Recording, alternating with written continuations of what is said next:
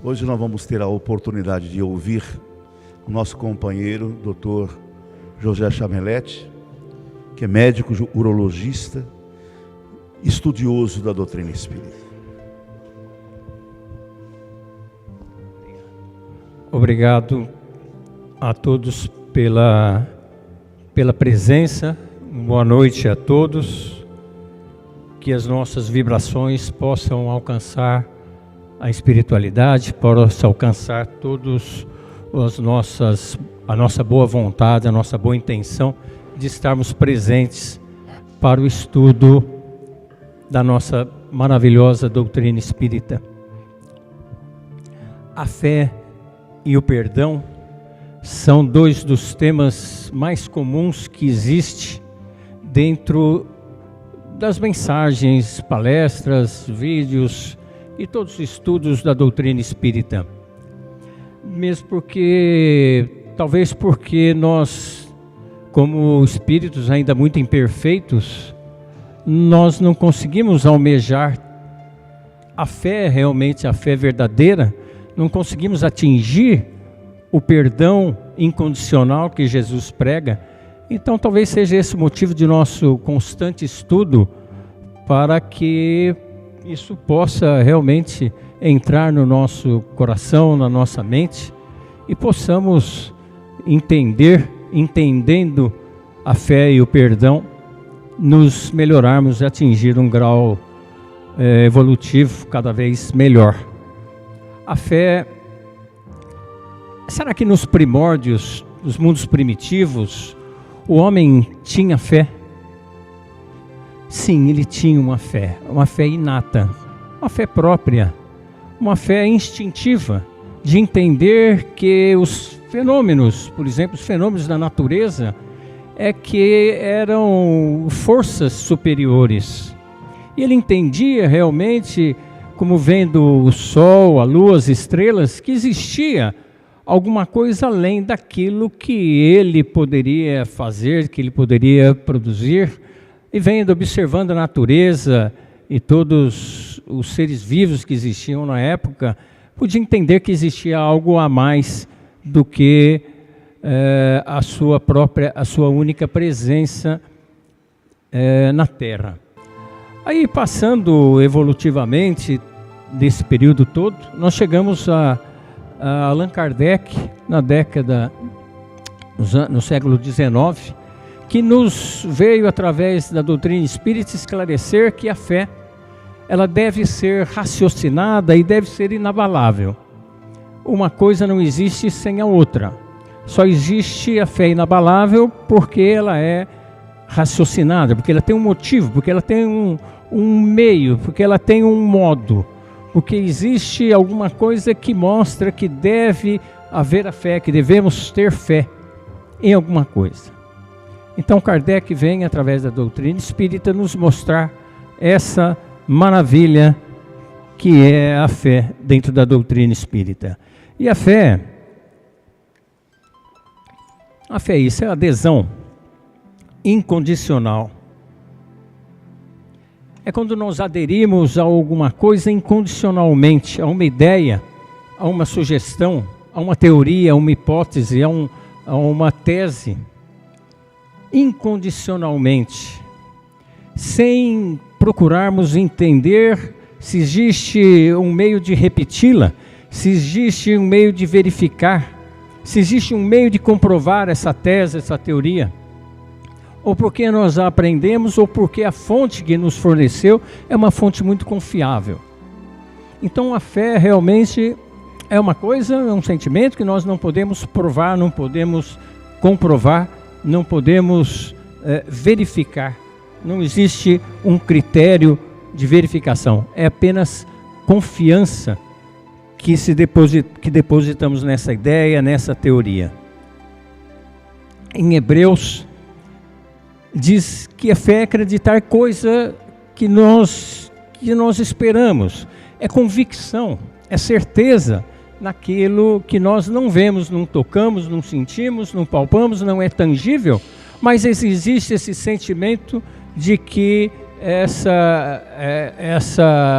é de que existe essa confiança, esse sentimento maior em alguma coisa mais elevada, uma força superior. As virtudes teologais que têm como origem, motivo e objeto o próprio Deus, que são a fé, a esperança e a caridade, dessas, a fé realmente está longe de nós podermos praticá-la em toda a sua essência. A esperança também, mas a caridade não. A caridade, conforme a espiritualidade nos diz, Paulo nos diz que dessas três, a caridade é a única que realmente nós podemos atingir, porque está ainda no nosso nível evolutivo. A fé ainda não, precisamos de uma evolução muito maior para atingirmos essa fé realmente inabalável, essa fé raciocinada. Chico Xavier nos diz que a fé é como o sol, que tem luz própria, tem essa força própria. E a esperança é como a lua, que reflete toda a força, todo o brilho do sol, a lua e as estrelas.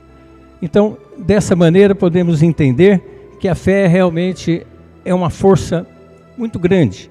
No livro dos Espíritos, no Evangelho, nos diz que a fé é certeza de atingir um determinado fim, a confiança total, a plena segurança na execução de um projeto,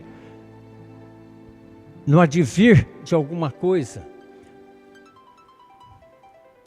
Essa fé realmente, nesse espírito evoluído que tem essa fé inabalável, essa fé realmente mais trabalhada, ele dá uma lucidez que permite que ele veja, que ele anteveja em pensamento quais são as dificuldades que ele terá na realização do projeto e supera todos eles, entendendo que pode realmente, com absoluta segurança, os executá-los.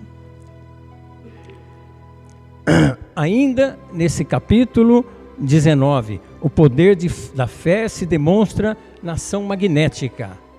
Aquele espírito evoluído que tem essa fé incomensurável, ele modifica o fluido magnético a ponto dele lhe favorecer na execução desse trabalho, na execução desse projeto, no entendimento de alguma coisa que existe a necessidade.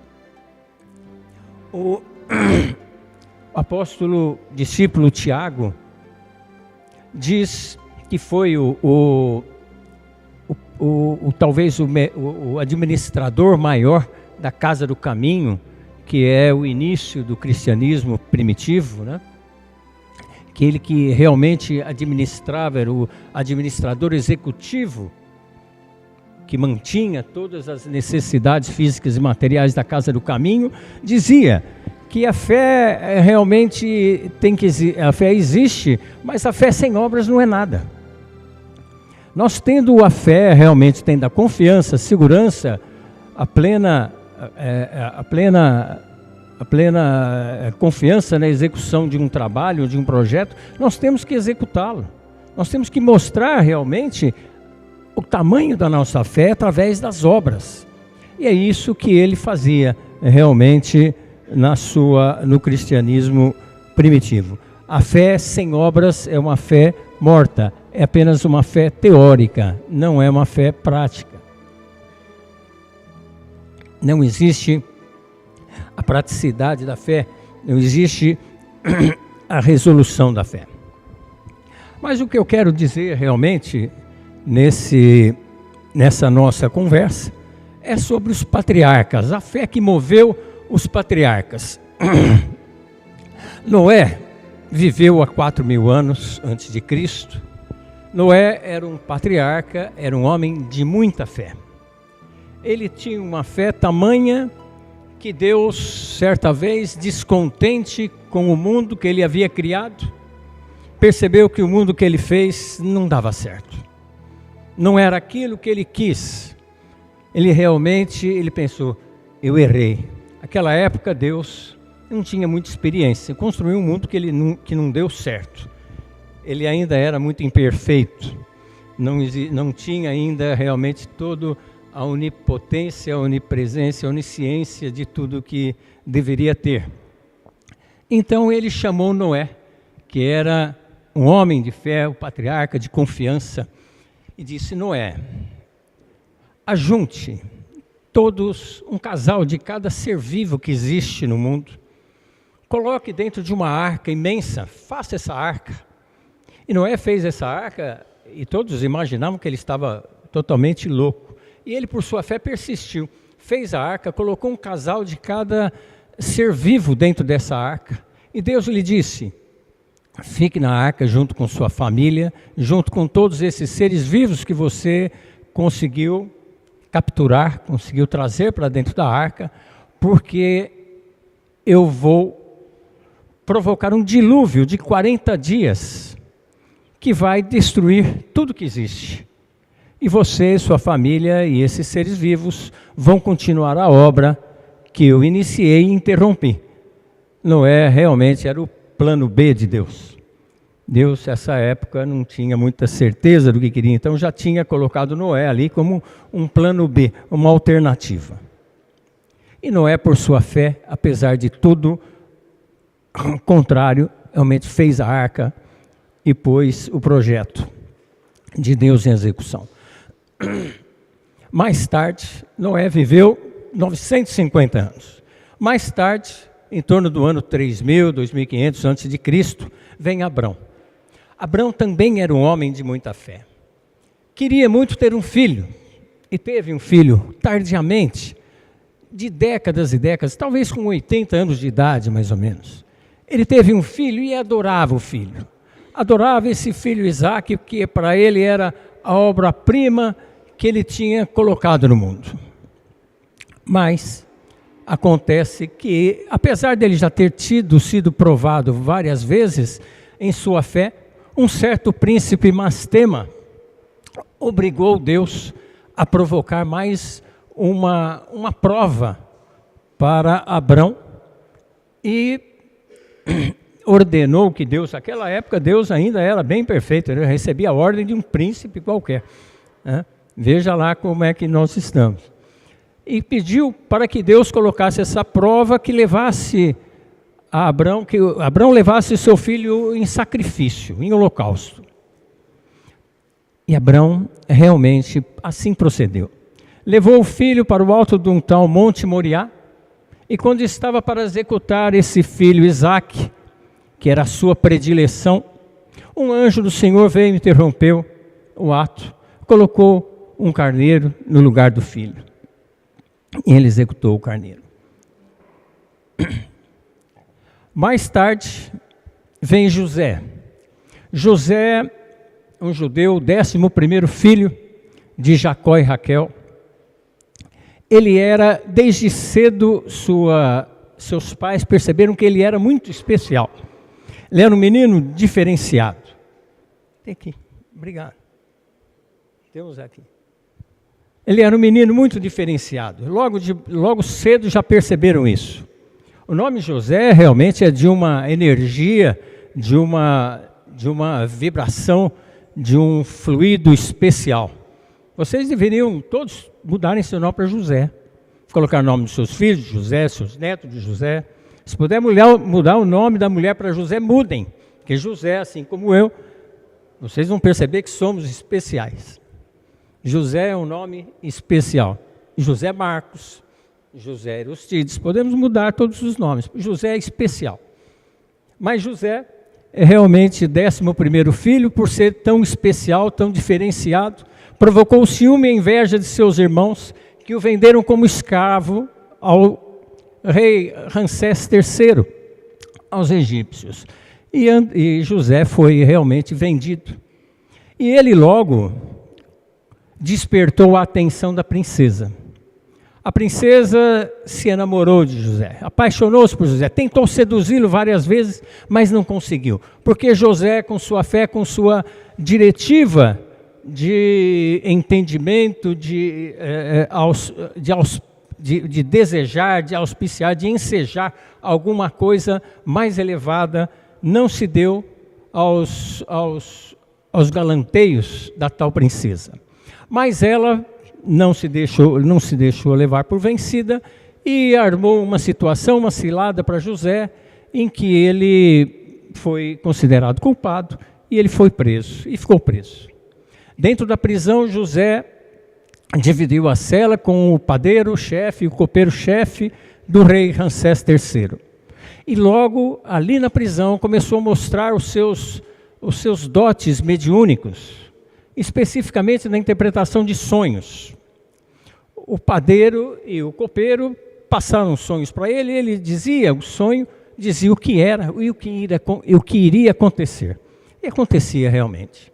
A sua fama se espalhou no palácio, até chegar aos ouvidos do rei, que sofria muito com problemas.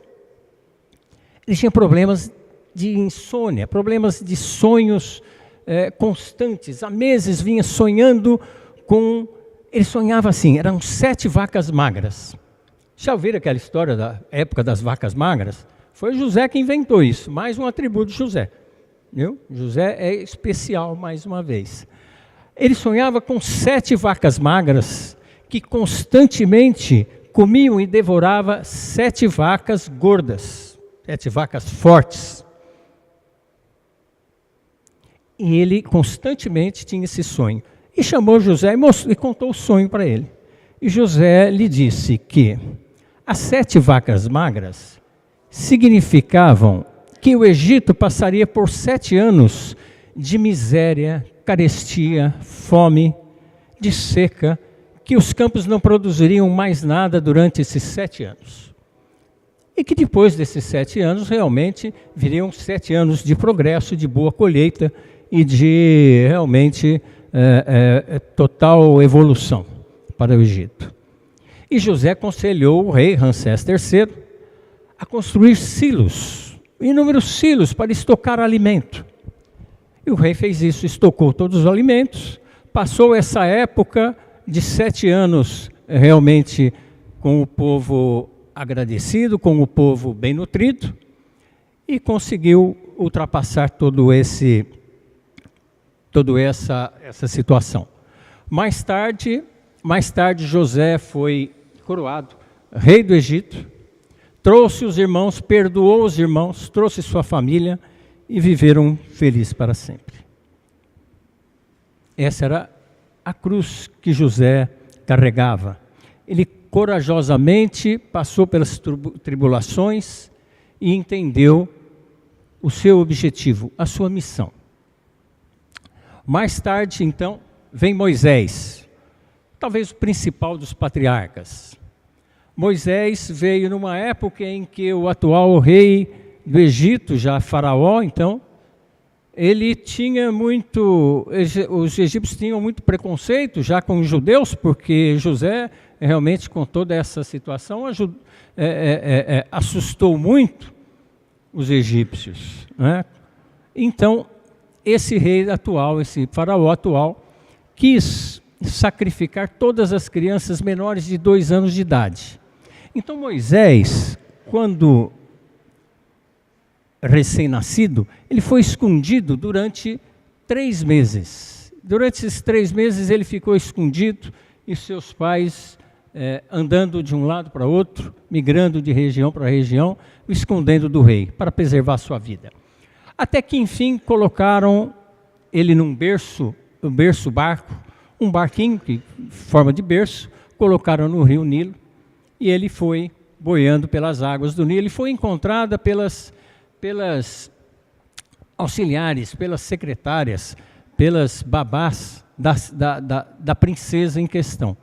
Elas o retiraram do Nilo, a princesa viu aquele bebê maravilhoso e o criou durante todo esse tempo, e Moisés então foi recuperado, tirado das águas e pôde cumprir a sua missão.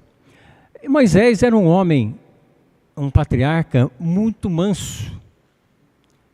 Ele era, e manso realmente quer dizer, os mansos herdarão a terra, né?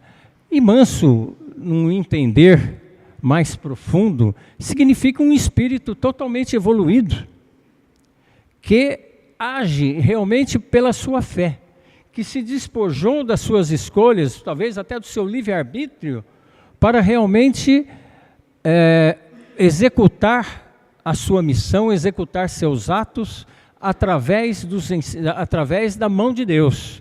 A mão de Deus agiria diretamente sobre esse homem manso, de tamanha fé, tamanha entendimento que ele tinha da situação, tamanha evolução dele.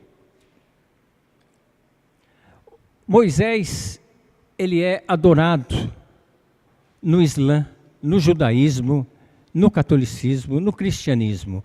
Um profeta, líder religioso, líder político, que realmente teve como missão a libertação do povo judeu do jugo egípcio, que já faziam 400 anos que eles eram escravos egípcios.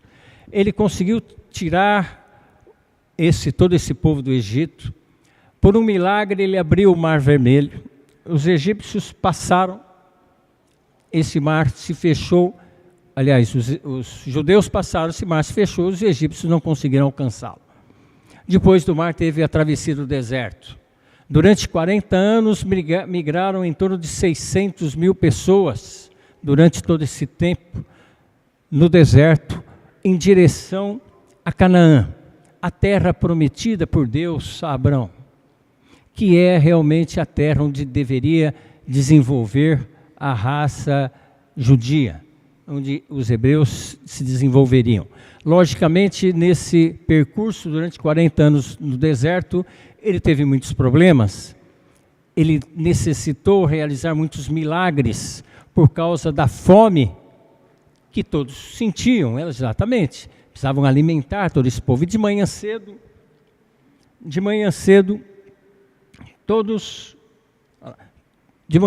Deus colocava o pão espiritual, o maná, que é realmente a alimentação que eles precisavam. Outro milagre que ele fazia, ele batia na rocha com o seu cajado e aparecia a água necessária a toda a sua tropa. Ele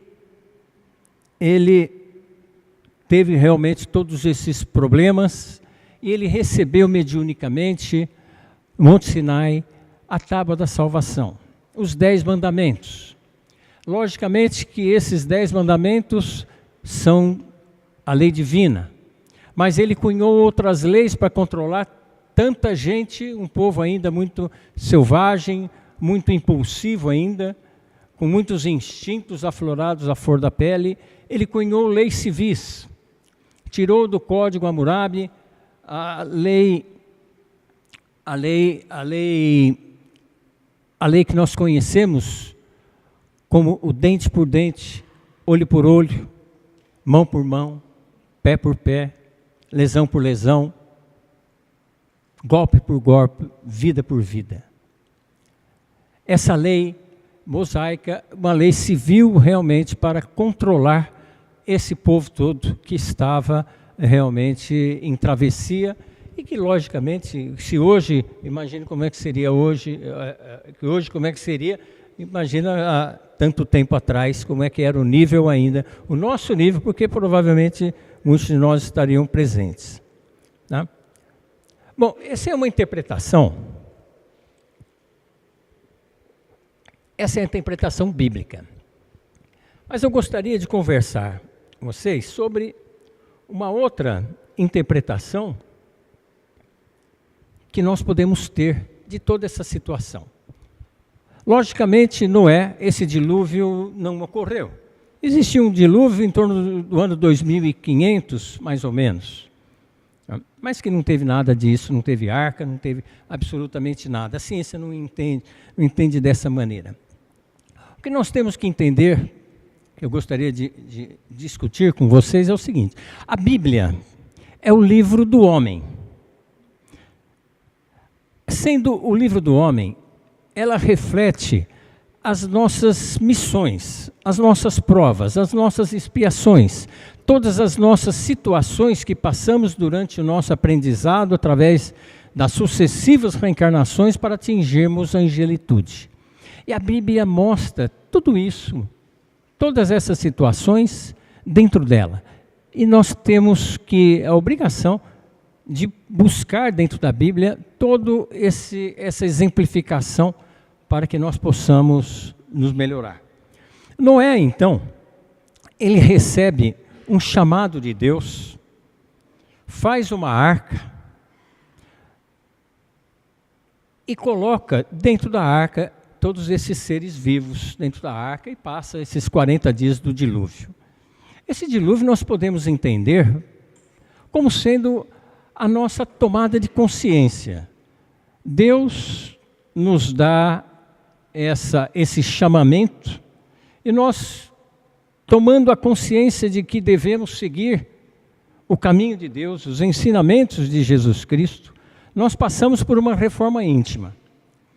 Essa reforma íntima, durante essa reforma íntima, nós vamos tirar de dentro de nós algumas das nossas faculdades, das nossas aptidões, das nossas qualidades, juntar todas essas qualidades e passar realmente por um período de 40 dias num dilúvio, num tempo cinza, num tempo ruim, em que devemos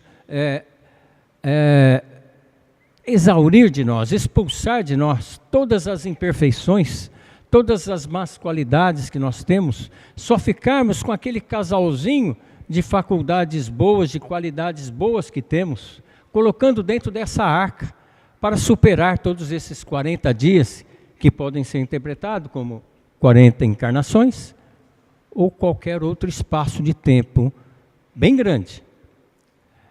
Terminando isso, realmente nós estaremos reconstruindo toda a nossa moralidade, toda a nossa ética. Nós estaremos realmente dando um passo além no nosso espírito. Como diria na mecânica quântica, é o colapso da função da onda quântica. Abrão, mais tarde então, Abrão colocou à prova o seu filho, que era a sua melhor confecção que ele teve. Aquilo que ele idolatrava. E muitas vezes nós também podemos entender dessa maneira que é necessário que nós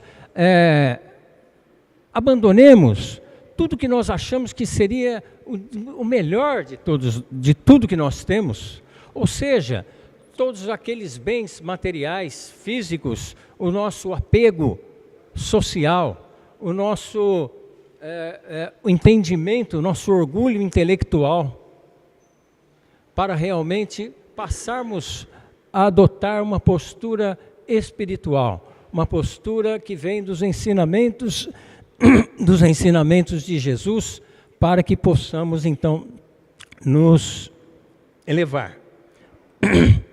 José foi vendido pelos irmãos, foi humilhado, foi execrado, foi vilipendiado, foi incriminado.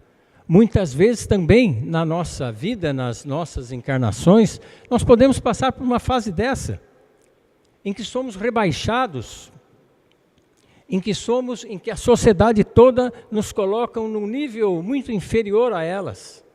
Mas com a nossa fé, com a nossa certeza de que somos realmente seres melhores, que podemos realmente virar essa situação, nos melhorar, ou até mesmo se estivermos realmente melhores, provar que somos realmente melhores. Ou seja, com a nossa fé, com a nossa confiança, essa total segurança na execução do nosso trabalho, da nossa conduta, da nossa evolução. Nós podemos fazer dessa maneira. José, com todos esses problemas, ele manteve a fé, manteve a serenidade, na certeza do que ele era, na certeza da sua missão. E Moisés, então? Moisés, então, é um capítulo extenso à parte. Moisés foi incumbido da libertação. Nós podemos nos libertar dos nossos escravos, que são a nossa má conduta, que é a nossa imperfeição, que são as nossas más qualidades. seculares. Esses escravos estavam no Egito há 400 anos. Há quanto tempo será que nós temos essas imperfeições?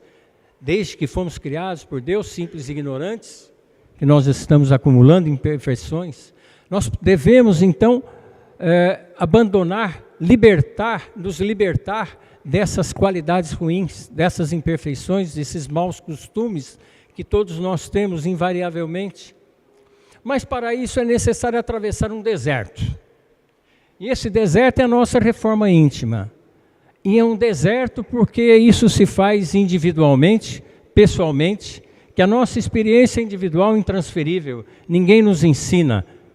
Aliás, podemos receber ensinamentos, mas ninguém faz por nós aquilo que nós realmente devemos executar para nós mesmos, que é a nossa melhora, que é a nossa transformação moral.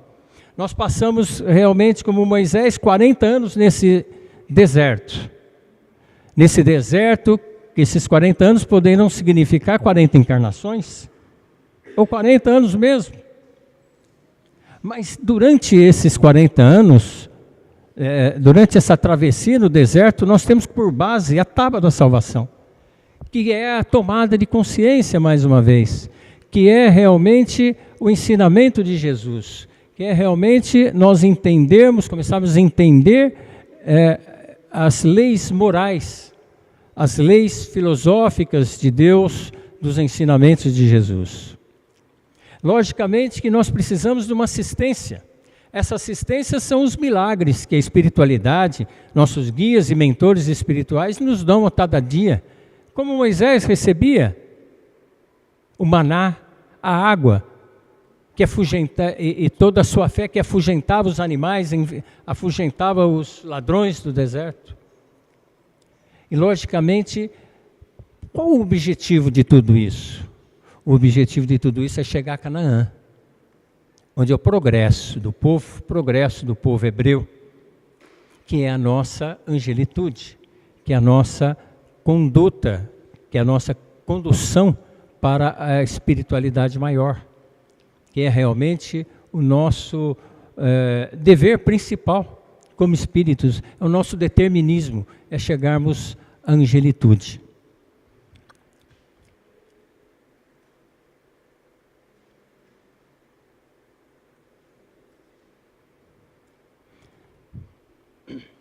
Existe no nosso cérebro uma região temporal, o lobo temporal interior do cérebro, onde, através de exames, os cientistas conseguiram determinar que existe um fluxo de metabólitos muito grande e que esse lugar é responsável, abreviando tudo, né?